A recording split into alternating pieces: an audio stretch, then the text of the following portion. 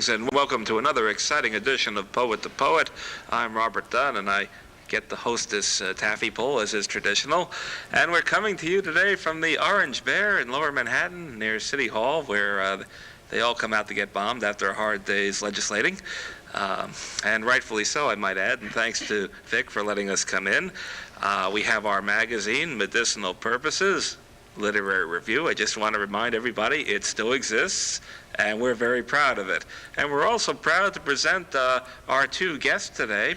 We have all the way from Michigan, we have Beverly Matherne on this side, and on our other side here, we have our poetry editor, Lee Harrison, who has a surprising new talent that she's going to share with us later in the program. Actually, we knew it all the time, but as far as the TV show is concerned, it's a surprising and wonderful new talent.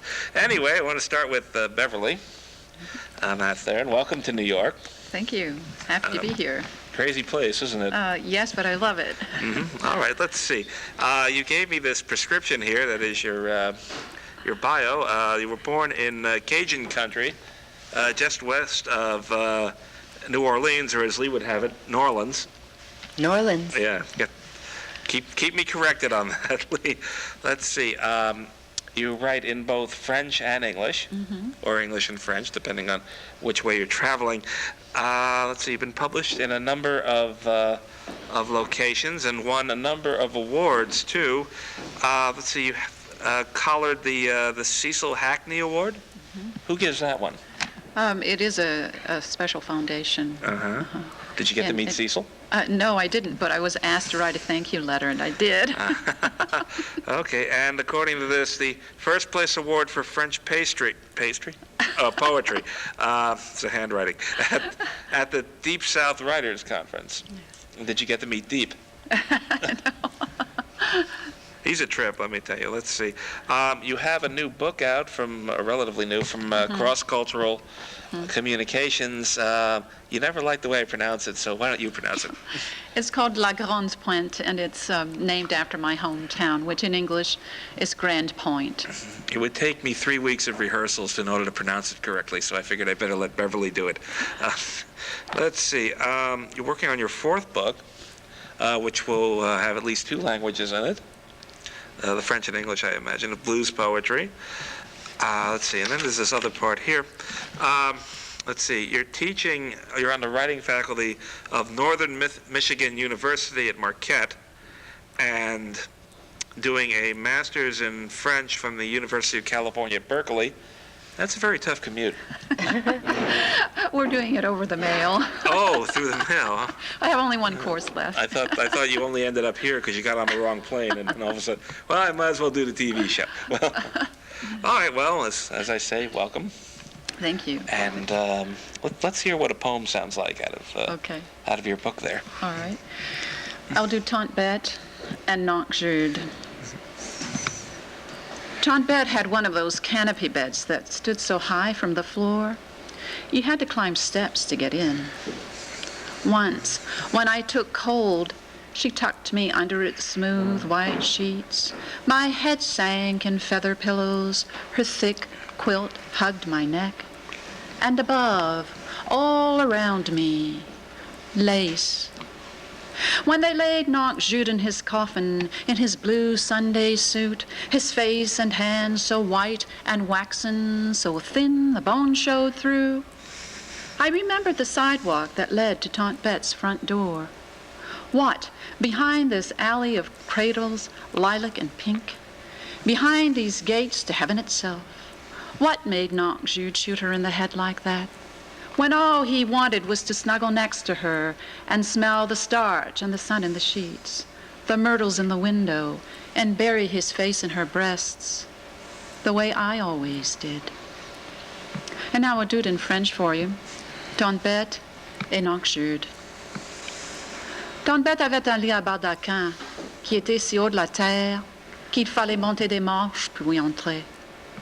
Un jour, quand j'étais enrhumée, elle me bauda dans ses draps doux et blancs, ma tête s'enfonçait dans ses oreillers, sa cuite me gardait au chaud.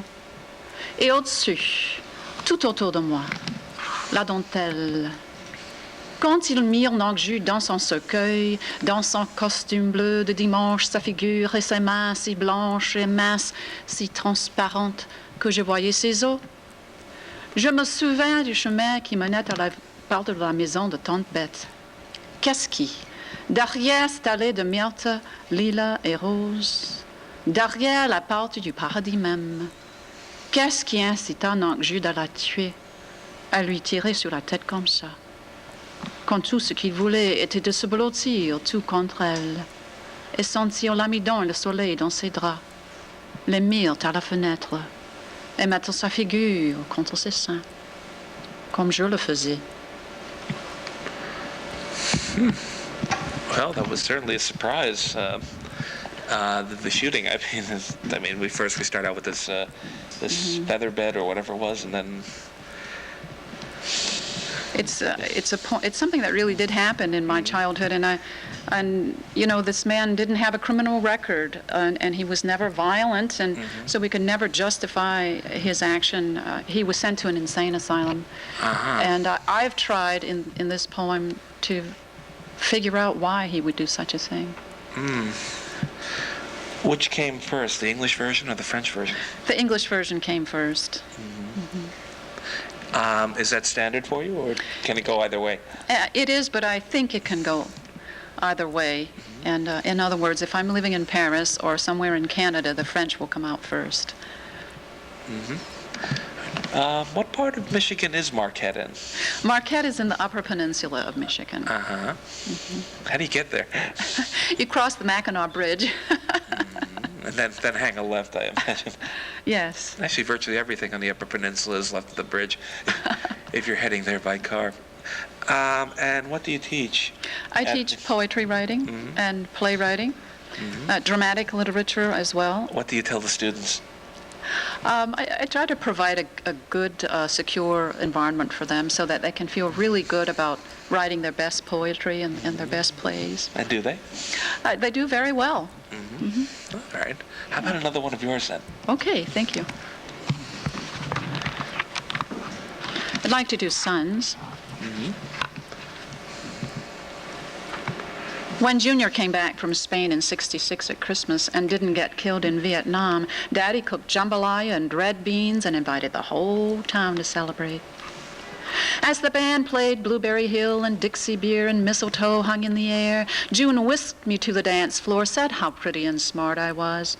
I drank his words like everyone else, wanted to know all about Spain, bullfights and long legs under red flamenco skirts. Outside, firecrackers sparked and shot, cherry bombs exploded, cars blew their horns, bumper to bumper, the levee blazed with bonfires, all the way to New Orleans. After midnight mass, Mama filled our bowls with andouille gumbo. June headed home on a country lane. His high school friend whizzed skunk, drunk in the other direction. He didn't see June coming. The sheriff broke the news. Nobody cared for hot gumbo, candied yams, or pralines. The day after Christmas, mourners came. We drank black coffee and stayed up with June's body through the night. Ernie boy, just learning to play pitch and catch with June, cried, threw up, and finally fell asleep among the other little ones at the foot of the coffin. My sister Shirley and I knelt beside it and prayed and whispered about the smell of death and wondered whether everybody smelled it, but dared not say. The next day, the pallbearers slid the coffin in the mausoleum, the way you slide a pan of bread into an oven. The rain was cold and damp and drenched the scarlet ribbons on the great sprays of red roses at the wall. That spring, Mama devoted herself to sorrow the way she did the Stations of the Cross during Lent. She started checking out books on death and suffering, wore black, and put sorrow in June's baby buggy, tucked his quilt at its neck, and pushed the buggy out of her bedroom, through the kitchen, down the back steps, through cane fields and pastures, into swamp waters, among wild orange irises. She dredged the buggy from the swamp, pushed it back to the house, down the driveway, onto Grand Point Lane, to River Road, to St. Joseph's Church. She heaved, she sweated, the wrinkles in her face stood taut. She pulled the buggy up the church steps, to the thick portal, up the aisle, down the altar, and did not genuflect, stared God straight in the eye and said, "Maudit fils de putain." The congregation froze. She turned and waved her arms wildly. "Au diable avec tout de vous autres." She banged the buggy down the altar steps, down the aisle to the Pietà, who held the dead Christ in her arms. In her supplicating hand, a crystal rosary fractured swords of light from the rose window above. Toi, toi, you. Her voice cracked. She hurled her arms around the neck of the sorrowful mother, sobbed and sobbed, crumpled, as if suddenly shot. Daddy ran to her, gathered her in his arms. "It's okay, Mama. Let's go home, Mama." 10 years later, melanoma tumors covered Ernie Boy's body, and Mama got restless again. She got that wild look in her eyes and searched closets, barns, and fields. "What are you looking for?" asked Daddy. "Le maudit boguet de bébé. That buggy," she said. There is a string of ominous occurrences running through all this poetry. I think after the show we're going to have to go out and get some gator on a stick that Lee is so fond of in one of her poems. But don't the people in your poems ever have any fun? Well, you know what they say about Southern writers, they're preoccupied with death. Sometimes all writers are. Sometimes indeed. Have you got a little one in there? Sure. I'd be happy to do a little blues poem. A little blues poem. A little one. Okay. Well, let me do a smaller poem then. Oh, okay. Magnolias fill the Louisiana sky. On one low branch, a bud opened her petals in the sun. I stood on tiptoe, pulled her toward me, and she breathed me. She breathed me, and I could do nothing, smell nothing but her pungent lemon scent. And do you have any unrealized ambitions you'd like to share with us in terms of your writing? Well, I've also started writing fiction, and my great dream is to be a good fiction writer. I do love writing poetry, of course, and will continue to do that. But fiction has its own set of challenges, and I'm looking forward to continuing to work with fiction. All right, well, Beverly Matherne, I wanted to thank you for coming on Poet to Poet, even though you've scared the willies out of us with some of those pieces. We'll be back in a moment with Lee Harrison and her special surprise talent, so don't go away.